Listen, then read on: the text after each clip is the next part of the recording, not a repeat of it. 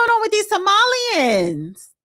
Well, they take advantage of the situation. The Democratic Party has set up an atmosphere that makes it easy for those who are unscrupulous to exploit it. They come from a culture where dash is part of the regular scheme. What's dash? DASH?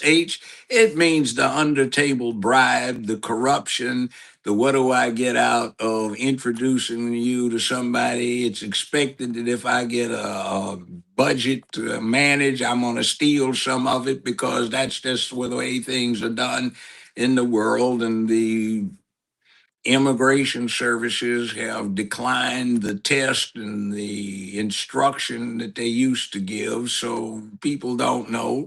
Some have been fast tracked, and it's a good situation if you're a con man to take advantage of. Listen, DOJ officially says Minnesota fraud can't be overstated. $9 billion Medicaid scam, empty daycares, and political fallout. Let me play this clip here. Yeah, and the Democratic Party was trying to say somebody is being evil by holding things up because we think that these people should be able to take advantage of this ripoff, but somebody else had said, no, we're not going to go with it. So the Democratic Party was saying it was the Republicans who weren't going along with the program because they were against this big picture set of programs when actually it was the specifics like this. Video showing misspelled signs, locked doors, empty classrooms even at a Minneapolis daycare center. Now, the state allegedly has also given the center millions in funding. Connor Hansen, live in New York City, with the latest on that for us. Hey, Connor. Hi, Kevin. Well, for years now, there have been allegations of widespread fraud and investigations in Minnesota, but now there's even more scrutiny following a new video that's gone viral coming from an independent journalist visiting daycare centers in the state that are receiving millions, apparently, in tax dollars with no signs of children there. Take a look.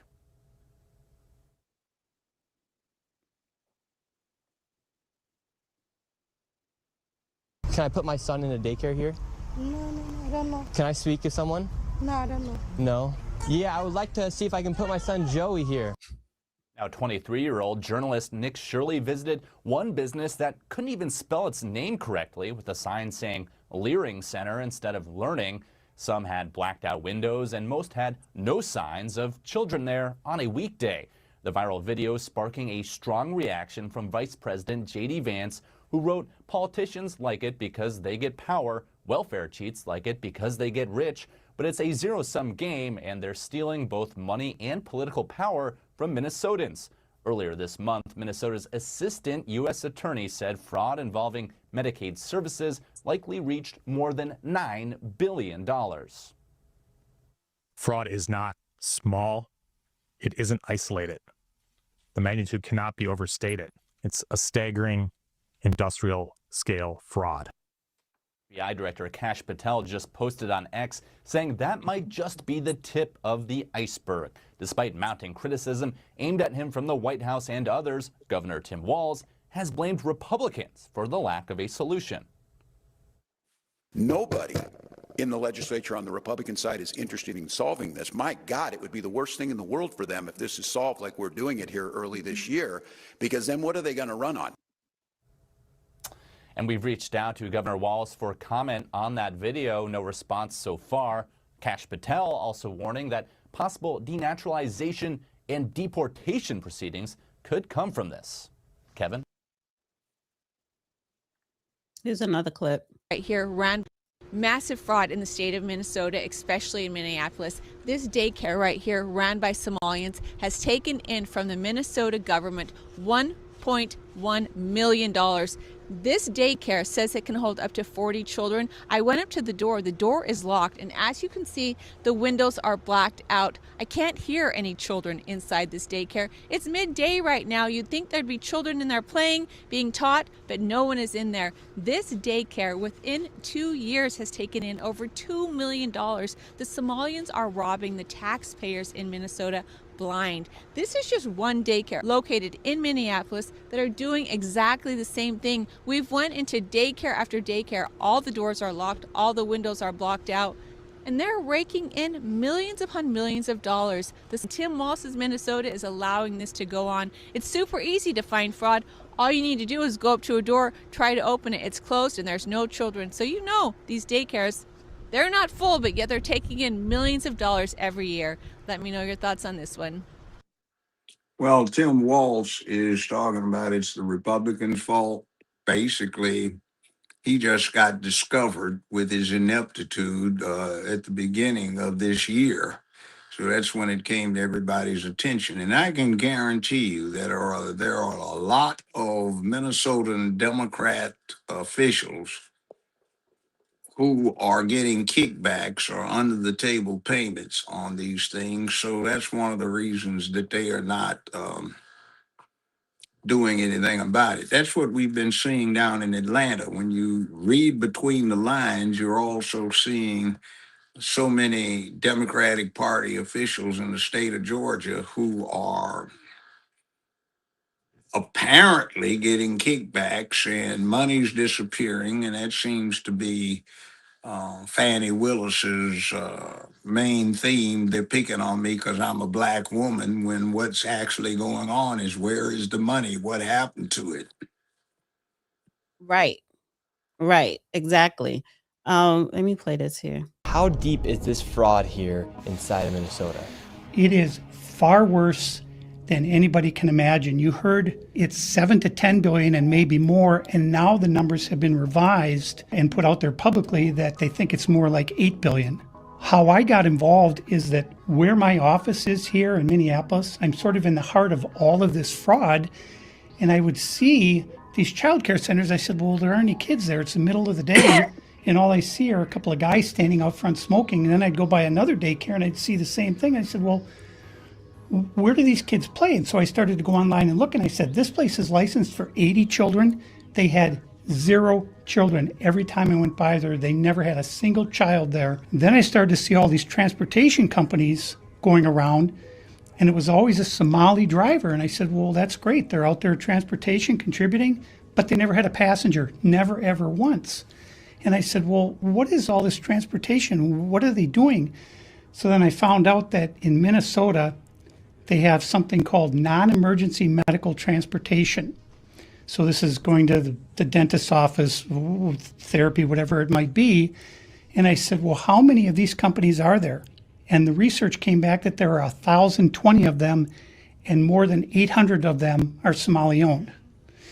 Nobody from the state of Minnesota ever cross-checks to see if any rides were ever actually provided. All they did was write the check. So right here we have all this paperwork.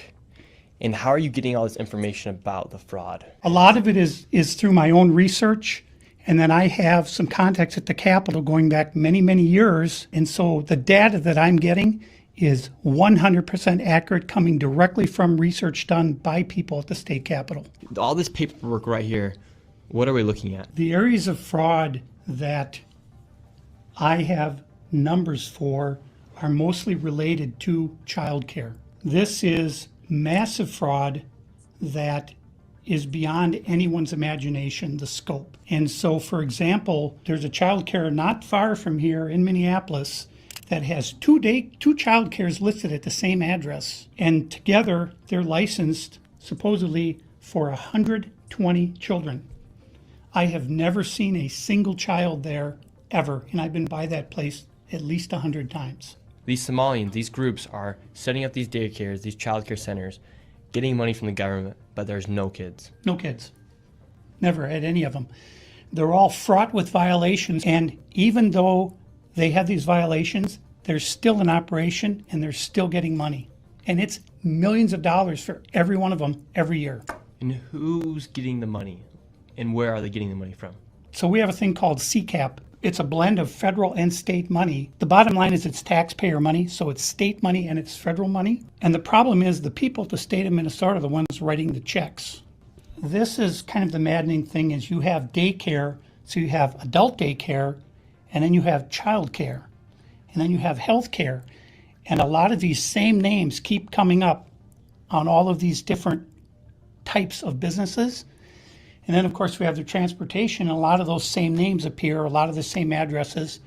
There's one building that has 14 Somali healthcare companies at the same address. There's another building in St. Paul that has 22 Somali healthcare businesses at the same address. And the government knows about this. The government knows, they're writing the checks. Yeah, the Democrats over there just writing the checks. What has happened is that the Somali community is a very closed community. They will not speak to anyone outside the community and talk about what's going on within the community. They vote as a block. And so when you're a politician, you're saying, look, I've got 100,000 people in Minnesota that if I do something for the community, they're going to vote for me. And that's what it's all about, is getting the votes. And then the people here in Minnesota, you hear this term, Minnesota nice. I'm so sick of that term. The people here are so afraid of being called a racist or an Islamophobe. And they're afraid of their own shadow.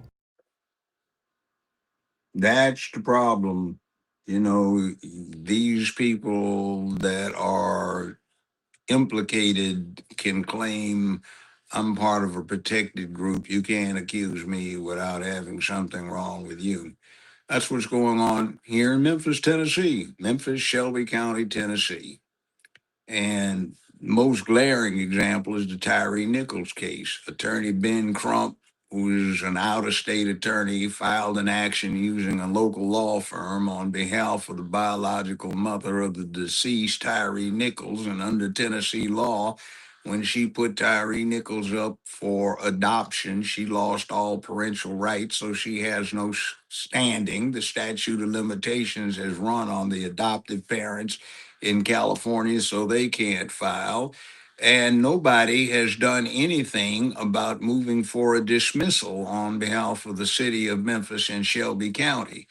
So the chief of police, who was fired from Atlanta, about to be fired from Raleigh, Durham, North Carolina, and the former mayor and the current mayor are all probably lined up to allegedly receive a cut of the $550 million lawsuit that's been filed that should not even be pending because nobody who is a party to it has any standing to bring the lawsuit.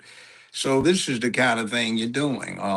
Here, another little boondoggle, the city and the county gave $220 million to the Sheraton hotel chain to renovate a rundown Sheraton hotel in downtown Memphis. $220 million. It looks like 8.6 million went to the political party representatives, Democrats, and now the city is going to buy the hotel from the chain for $250 million plus. So that's $470 million, almost $500 million. And then they're going to, after they buy it, rent it back to the Sheraton for $1 a year, which is absurd. That just means more money that the crooks in office will be able to get under the table.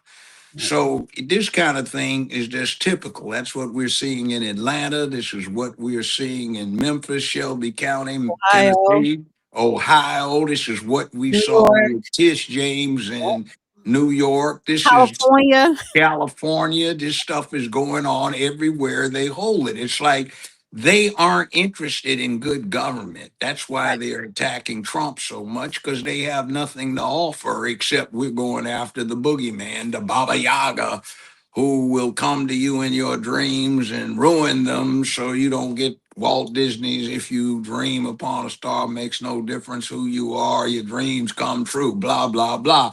And it seems like good governance is not part of their agenda, but being given the opportunity to embezzle, misappropriate, and outright steal is. Right. That's allegedly. I want to play this clip from Tim Walz. Do you think the worst of the state government fraud cases have been uncovered, or do you have reason to believe there is more to come? Oh, I think there's more. And look, we've got organized crime ring in Minnesota. I think it's been going on for years. From feeding our future to autism programs to housing stabilization, Minnesota taxpayers are victims of more than $1 billion of fraud.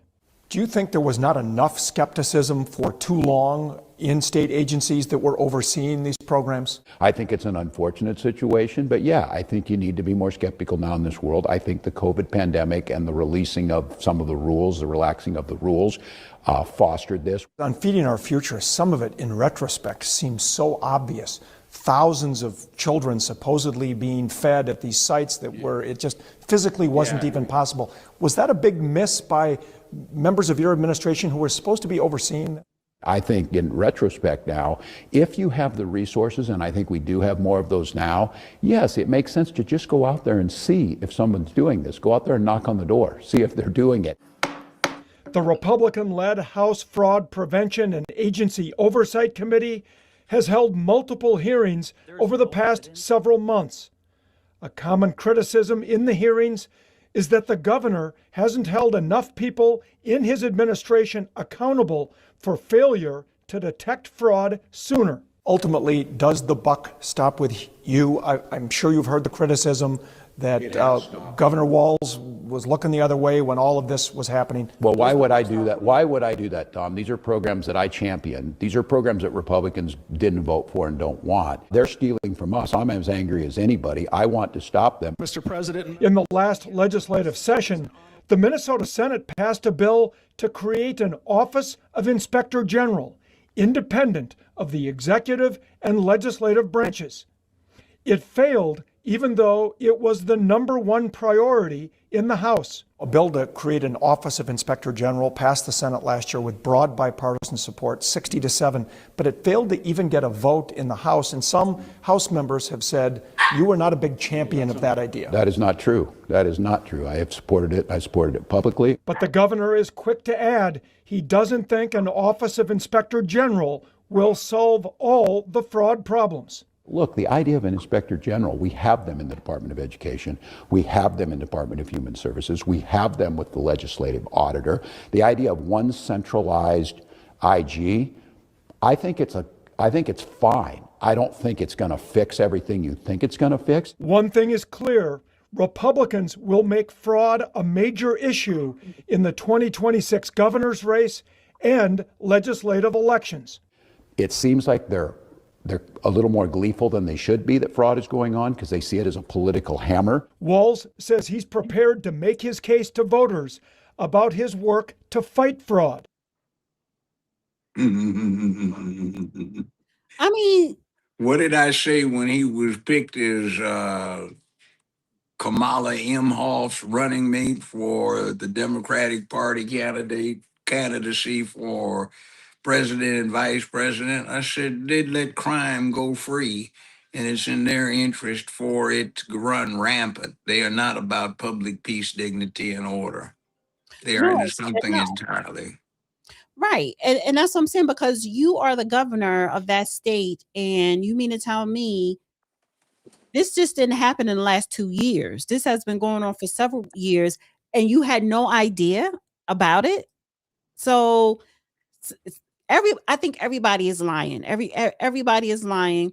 And yes, if I'm a Republican, I'm going to ride this fraud thing out and keep exposing it, because it's a very important election year, and it has to stop because you're stealing money, taxpayer dollars.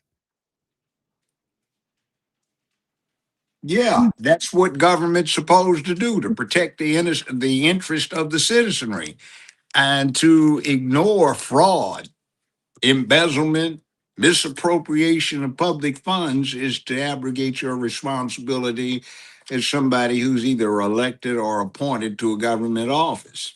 It's extraordinary. What'd you do? Some food crawled under the desk here. Oh, the dog? Yes. Honey, it's time. You need to put her in her little cage. Well, it's not the little one, it's the big one. Well, I was talking about the big one, but I was just saying little cage. Well, Secretary Kristi Noem, she says Homeland Security investigations at ICE are on the ground. Huh? I just coughed. Go ahead. She said, Homeland Security investigations, ICE are on the ground in Minneapolis right now, conducting massive investigations on child care and other rampant fraud. No. Provided the Lanza, this is the location, this is where everybody comes. Perfect. Are there any subcontractors or anything you guys deal with? Say like other businesses that you partner with that you use for a service of any kind, maybe transportation or anything like that? No. We provide usually parents, and they come like this, drop the kids, they go to us, and then we take care of them. Awesome. And Yeah, they're going in the store here. So, do you think the Trump administration is going to take this seriously, or are they trying to use this as a publicity stunt? I think they're taking it seriously, and I think one of the indicia of seriousness is that they're taking their time on it. They're conducting thorough investigations. They've got people, staff, going through this information, these records, and they're building cases on people. If you do like the Democratic Party and rush right out to get an indictment on something, a lot of times it's this showpiece, knowing that they don't expect it to stick. Just throw it on the wall. Right. And some of the sauce sticks up there, and they use the sauce as staining the wall to stain the people who are subject to this lawfare. Warfare using the law, which is why we have the Bill of Rights to protect against. You get substantial prosecutions that stand. And that is the difference. We saw that with what happened in Georgia with that debacle, that expensive little thing that we are now discovering was used as a dodge to misappropriate public funds, is now up in smoke, gone, because there was nothing to it to begin with. Now, that's the problem. So we was just listening to Tim Walz talking about the inspector general here. And the thing is, you have an inspector general for a reason, because this particular daycare had 95 violations, but they still got $80 million from the state. Why would any sane person not with this indicia of wrongness conduct an investigation? But you see, what is the famous saying right now amongst the woke? Just cut the check. And that's the mantra. Just cut the check and it'll all go away. Oh, we can't arrest these people and prosecute them because they only shoplifted $999. They didn't shoplift 1,000. And businesses are closing up because they can't afford the constant losses. Oh, they're just victims, so we ignore theft and death on the city streets of America because it's not politically correct to go prosecute these poor victims of the system themselves who are down and out, and they're not getting what everybody else gets. So aren't they entitled as well? This kind of attitude. Public order, that's horrible. That means that these people who want to run around naked on floats in broad daylight with their penises out so some children can come up and pull on the man's thing because he wants you to, this will be restricted if we get public peace, dignity, and order. We can't have that. This kind of attitude is crazy. That's the first reason, one of the reasons that people have government is so that you can get law and order, peaceability, and accountability for what happens where you live. And for some reason, individuals in the Democratic Party just want to throw that out of the window and start hollering about somebody's suffering, somebody's oppressed, somebody's a victim. So all law and order ought to go by the wayside. And oh, by the way, we live in interesting places. Speaking of Minnesota, I don't know if he's a farmer now, but he was one of the city council for Minneapolis, St. Paul. He was so actively involved after the George Floyd thing and BLM and getting rid of police that I found it interesting that they spent on protecting him with his bodyguard services just about what they saved on not having police for everybody else. And like over there where this happened at the cupcake shop, the citizenry has had to set up its own law patrols because the police just moved out and they refused to come in for broken legs, emergency situations. They won't send in emergency vehicles. The people have got a stretcher crews set up where they have to take the people out outside of the radius of the area where there are no police anymore Well, to I get wanna treatment. It's ridiculous.